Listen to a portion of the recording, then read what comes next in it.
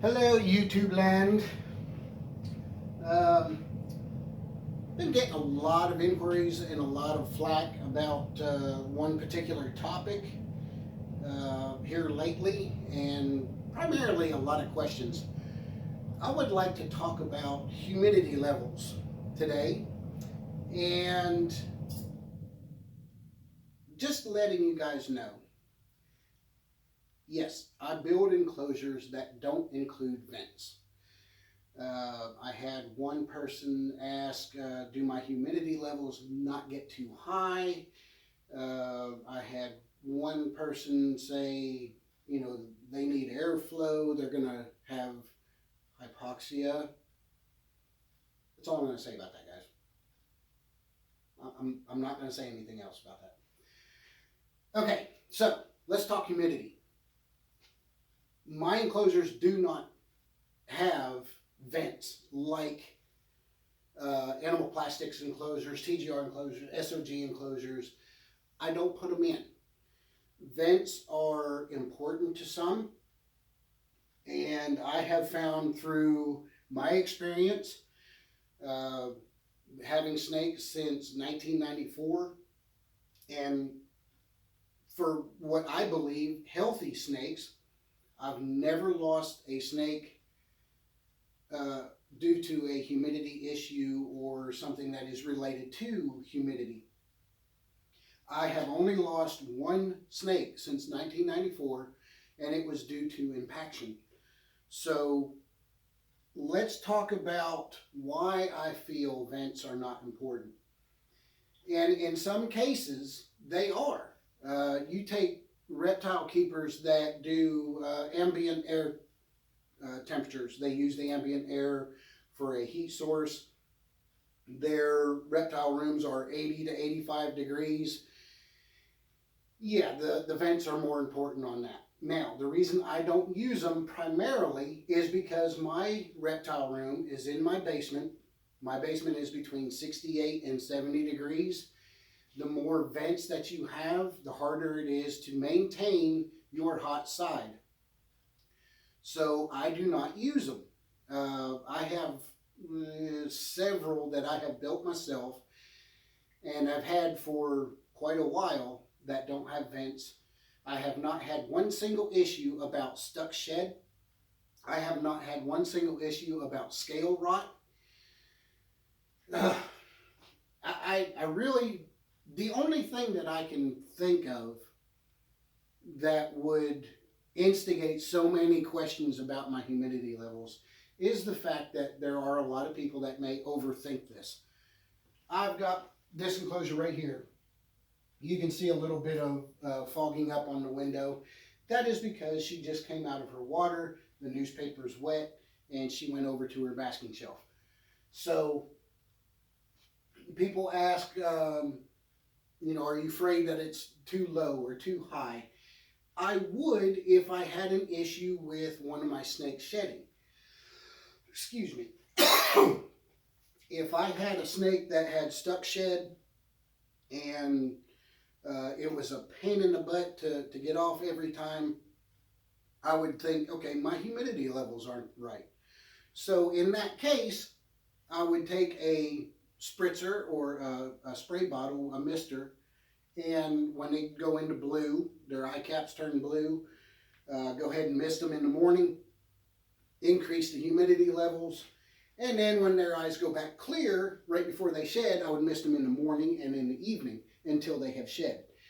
I offer all of my snakes big enough water tubs in order to soak, so they pretty much take care of that themselves. A lot of people really start to panic about certain things that they don't need to panic over. I've had several people say, ask me my hot and cool side. I keep mine between 84 and 86 degrees on the hot, and on the cool side between 75 and 78, somewhere around there. It's hard to pinpoint exactly what they're going to be, but my point is, it's fine. I had one person write me, "Oh my gosh, mine's been I checked my hot side and it was 89, and my cool side was at 74, what should I do? It's fine. Don't overthink it. Same with humidity. I had one person ask me what device I use to check the relative humidity. I don't. I don't use any hydrometers at all. And the reason for that is all of my snakes are healthy. This is Ivan right here. He just shed 2 days ago. Not one single stuck piece of shed. I had another one of my babies just shed 3 days ago. And this is what I pulled out of the enclosure. Now, this is another male's enclosure. I was kind of curious as to what he was going to do there. But my point is, since 94, I've never owned a hydrometer. I don't know what the humidity is in there. But I do know that I have healthy snakes. I've never had a problem with RI. I've never had a problem with scale rot. I've never had a problem with shedding. I don't overthink it. But like I said, primarily I don't use vents because of my ambient air temperature in my basement, and that my humidity appears to be okay. No problems. So, I'm not going to mention any names. I had one person that was kind of upset with me, and that's fine. No problem at all. Telling me that I need vents. I need to have vents. I am suffocating my snakes to the point where it was going to be hypoxic. Okay, so these enclosures that I build, you can't see it from our angle, but I strategically place 1/8 of an inch of space on each side of the door. That allows airflow, okay? That is an adequate venting. Even with your sliding glass enclosures, your glass is going to be approximately 1/8 of an inch, maybe a little bit more, a little bit less, but that is also adequate airflow, okay? It's not going to be an issue. If you have a cage that is clouding up and fogging up all the time, but your substrate or your newspaper is dry, it's fine, all right? It's not going to be a problem. As long as there's not a standing amount of moisture on the base of the enclosure, you don't have to worry about scale rot, okay? They have a dry place to sit, whether it be the basking shelf or even the newspaper, but then they go and they sit in their water bowl for weeks on end, or until I get them out. They're never in their enclosure for a week total. But retics are a resilient species of snake. They are very resilient, okay? They can survive on that. You're overthinking the problem, right? Yes, if there is standing water on it or they're having to sit in a very moist or very wet surface for a long period of time, it's going to be a problem. I do my best to keep my enclosures very clean. I change out the newspaper frequently so I don't have an issue. And all of my snakes shed very cleanly. Okay. And like I said, the only reason I'm doing this video is because I had a lot of inquiries about it. So me passing on the information to you, that's all this is. Now, with that said, allow me to state a very comical incident that I ran across. I actually found it very amusing. I was watching one of Kevin McCurley's videos from Nerd, New England Reptile Distributors. Great guy, breeds some fantastic snakes, has a lot of very good information. I am not going to state that what I say is the word, is what you should believe, okay? All I'm doing is I'm telling you that what I am doing has worked for me. Kevin McCurley gets on his video and states, you guys need to stop listening to snake breeders that breed out of their basement and put their information on YouTube. You need to stop listening to them. Okay, stop listening to me. It doesn't matter. Um, there is certain areas, certain differences in location, certain differences in the where you have your reptile room. All factors combined, my information may not be best for you. That's why go check out Kevin McCurley's videos. He makes some outstanding videos. There's a lot of extra shit that I don't really care for in there, but he makes great videos. He is a wealth of information. Jay Brewer is a wealth of information. There are a lot of YouTubers that do snake videos. And if you, like me, I do not just set all of my information on one person. I gather from a lot of people. And I do what, hey, you know, that might work right there. I'm going to try that. And if it works, I keep doing it. If it doesn't, I don't do it anymore. It's that simple.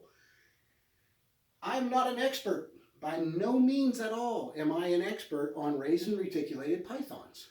However, I have been told by hundreds of people that I have terrific looking snakes. I have very healthy looking snakes.